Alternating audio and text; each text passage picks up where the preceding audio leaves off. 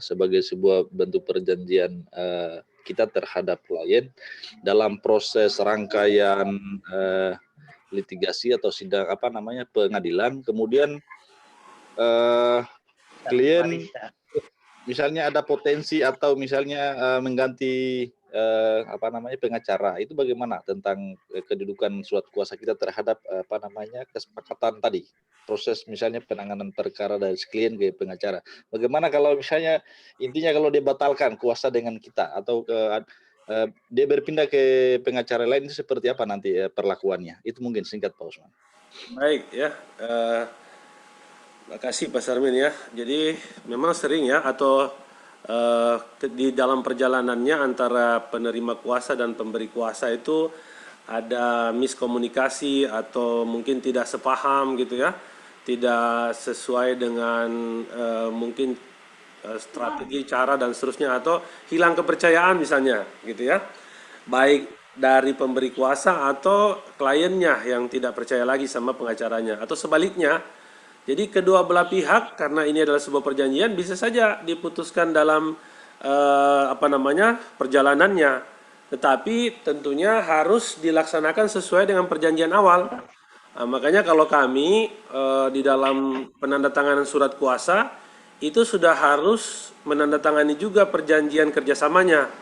Jadi surat kuasanya berdiri sendiri, kemudian perjanjian kerja atau perjanjian kerjasamanya ya dalam penanganan perkaranya itu juga kami buat tersendiri, sehingga ketika terjadi pembatalan kuasa, baik itu yang membatalkan adalah kami selaku pengacara atau pemberi kuasa, dalam hal ini klien atau pencari keadilan, itu yang membatalkan, maka dia harus menyelesaikan hak dan kewajibannya sebagaimana perjanjian yang kita buat, seperti itu. Begitu Pak Sarmin, gimana? Bisa dipahami?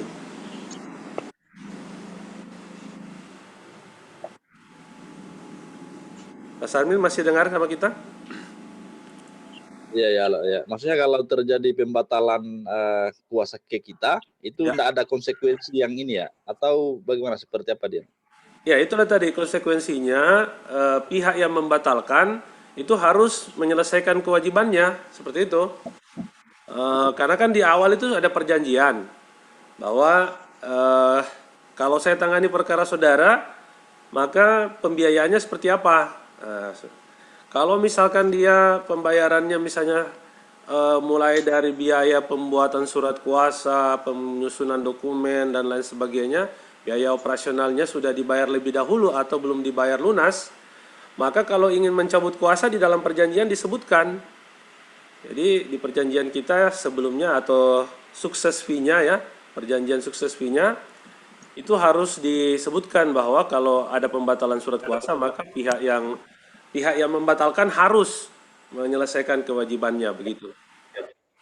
Ya, saya kira cukup jelas ya. Baik. Yang lainnya mungkin masih ada pertanyaan? Jadi saya ingatkan kembali ya, sebelum membuat surat kuasa, perkaranya dibedah dulu, dipelajari dulu, dianalisa lebih dulu, dipelajari dengan teliti, dengan hati-hati ya, tidak langsung dibuat kuasa dengan mudahnya, gitu ya. Yang sering terjadi biasanya kita memandang ini gampang kasusnya gitu ya. Padahal kita salah menganalisa, sehingga ketika salah dalam membuat surat kuasa, maka hampir bisa dipastikan juga salah dalam misalnya menyusun gugatan atau penanganan perkaranya, begitu ya. Misalkan kuasanya menunjuk perkara ini adalah perkara perbuatan melawan hukum. Tapi kemudian kuasanya dibuat dalam bentuk perkara wan prestasi atau ingkar janji, maka gugatannya pasti akan seperti itu. Sehingga sering kejadian kita harus menganalisa dulu sebuah peristiwa hukum itu harus kita pelajari dulu, sehingga kita bisa berkesimpulan dari hasil gelar perkara kita atau bedah perkara kita bahwa ini adalah perkara pidana, bahwa ini adalah perkara perdata. Kalau dia perkara perdata, maka perkara perdata itu hanya dua, perbuatan melawan hukum atau PMH atau wan prestasi.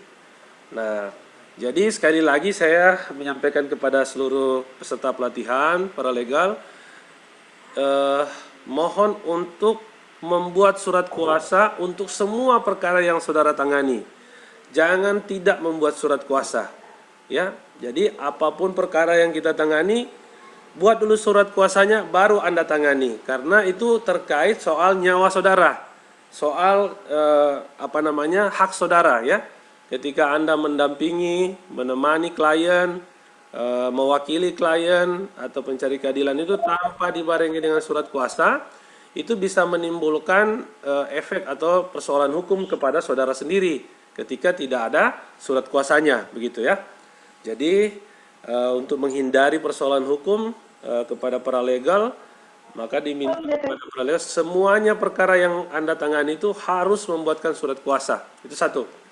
Kemudian yang kedua, surat kuasa itu sudah harus juga dibuatkan dengan perjanjian lawyer fee-nya atau sukses fee-nya, perjanjian kerjasamanya.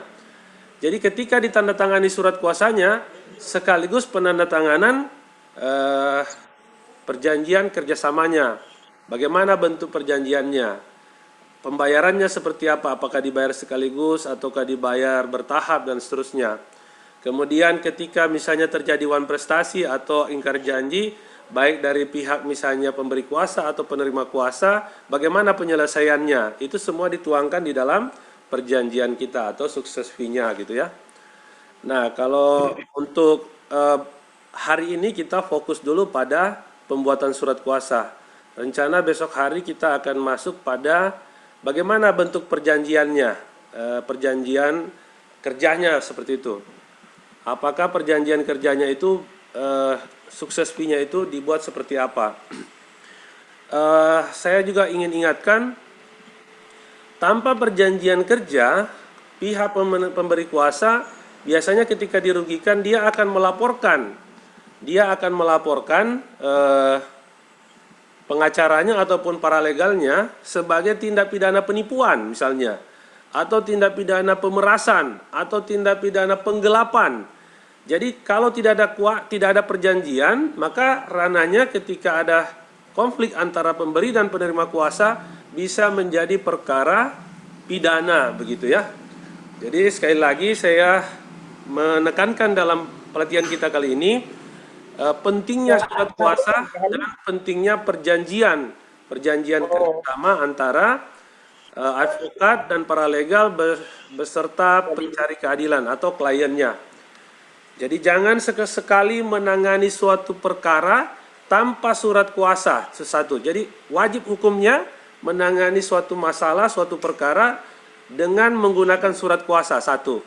Kemudian surat kuasa tidak berdiri sendiri tapi harus didampingi dengan surat perjanjian kerjasama antara pemberi kuasa dan penerima kuasa. Hak dan kewajibannya tertuang di dalam perjanjian itu.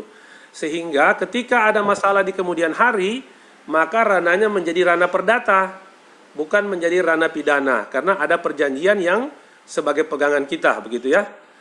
Saya juga terkadang biasanya karena ya namanya orang kita berteman, kadang-kadang kita kenal, keluarga, biasanya kita ya sudah kita bikin surat kuasa saja, perjanjiannya nggak dibikin misalnya.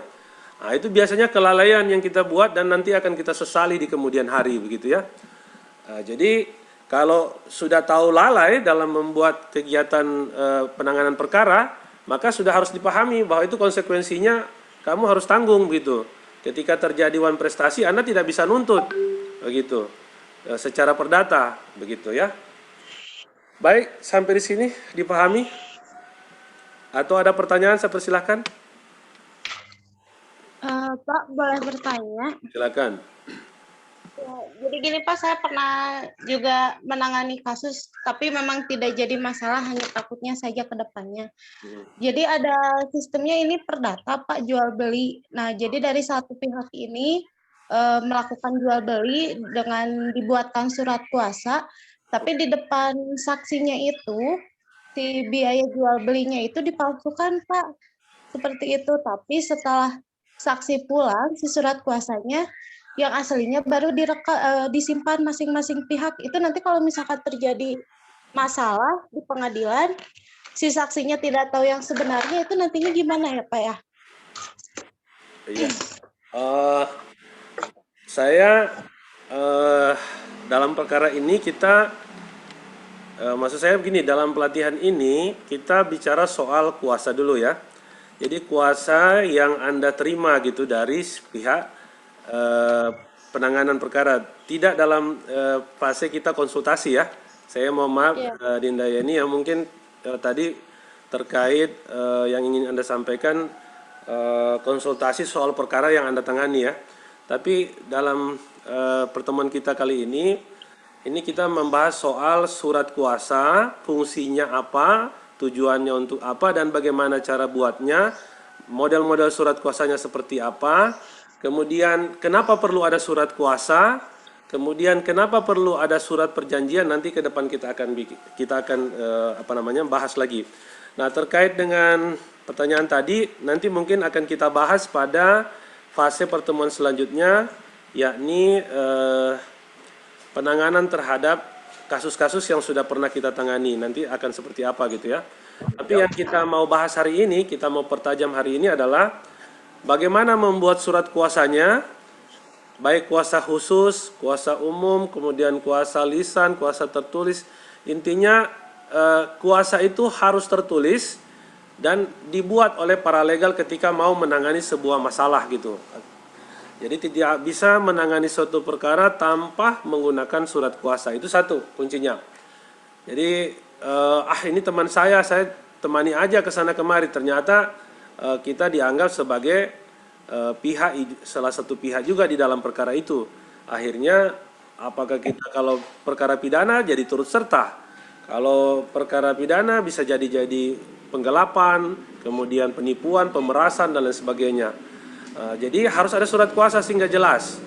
Kemudian yang kedua, kuasanya dibuat setelah kita mempelajari dulu perkaranya. Perkara ini apa sih masalahnya gitu. Baru kemudian kuasanya dibuat berdasarkan data-data yang ada. Kemudian kuasanya dibuat satu kasus, satu kuasa. Misalnya perdata, buatlah kuasa perdata saja. Kasus kuasa pidana, buatlah kuasa pidana saja. Seperti itu. Jadi satu kasus, satu surat kuasa, begitu ya. Jangan satu surat kuasa untuk beberapa kasus. Itu repot itu ya. Jadi satu surat kuasa, satu perkara, begitu ya. Kemudian surat kuasanya setelah dibuat didaftarkan di pengadilan. Didaftarkan di pengadilan sehingga kita secara hukum sah ya di wilayah pengadilan di mana kita menangani perkara itu.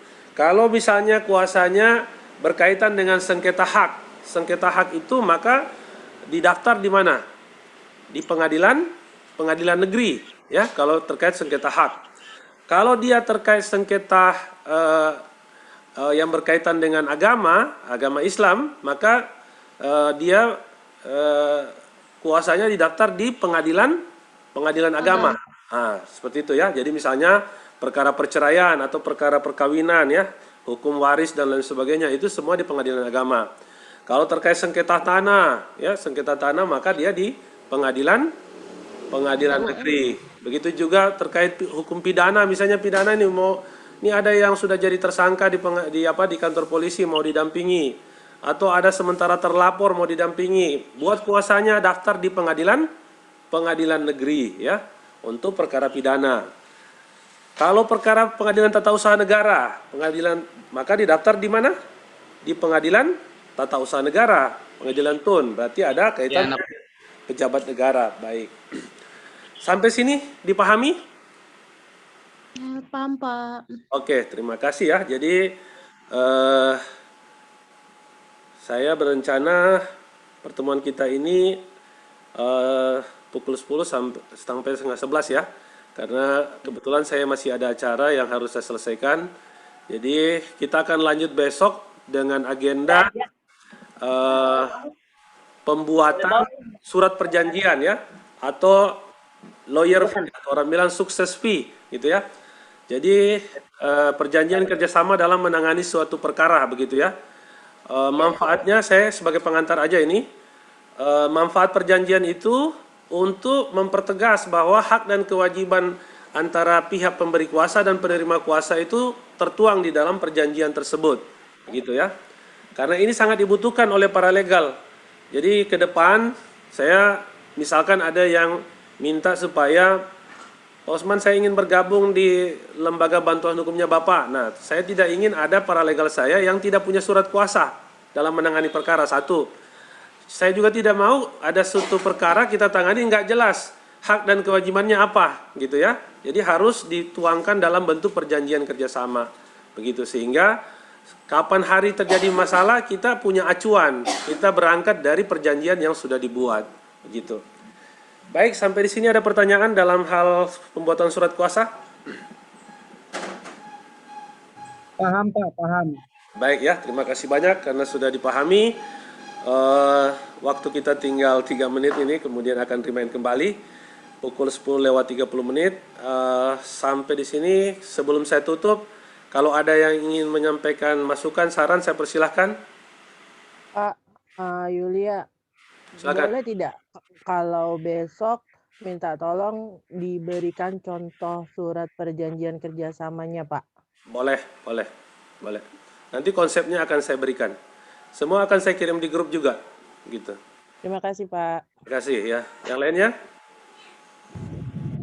Pak, terkait dengan masukan yang disampaikan oleh saudari tadi masalah surat kuasa, apakah itu nanti misalnya kalau kita sudah, ya boleh bilang sudah menjadi advokat, apakah kita bisa pakai itu surat kuasa atau itu surat perjanjian, Pak, untuk kita pakai selanjutnya? Iya, jadi surat kuasa dan surat perjanjian ada dua berarti ya. Surat kuasa dan surat perjanjian itu digunakan dalam penanganan perkara, begitu. Sampai dengan selesai perkara itu. Jadi baik pengacara maupun paralegalnya jadi menjadi satu kesatuan. Jadi sekali lagi saya mengingatkan bahwa surat kuasanya tertuang di dalamnya pengacara dan paralegalnya. Jadi tidak sendiri paralegalnya, tapi bersama dengan pengacara yang yang akan menggunakannya. Misalnya Pak Usman Ali bersama Pak Herianto Hermain misalnya dalam menangani perkara apa misalnya. Nah, begitu bersama-sama gitu maksudnya. Seperti itu ya. Jadi tidak Pak Herianto sendiri membuat surat kuasa gitu. Nah, dalam penanganan perkaranya. Kenapa? Karena seperti yang disampaikan bahwa paralegal itu tidak bisa berdiri sendiri, tetapi harus bersinergi dengan pengacaranya begitu.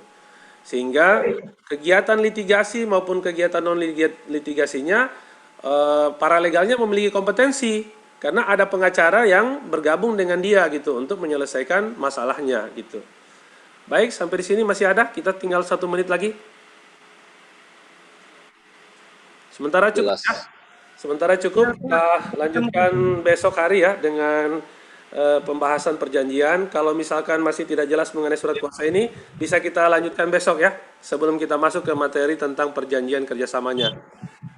Baik, sampai di sini cukup. Terima kasih banyak ya. Assalamualaikum warahmatullahi wabarakatuh. Selamat siang dan salam sejahtera untuk kita semua.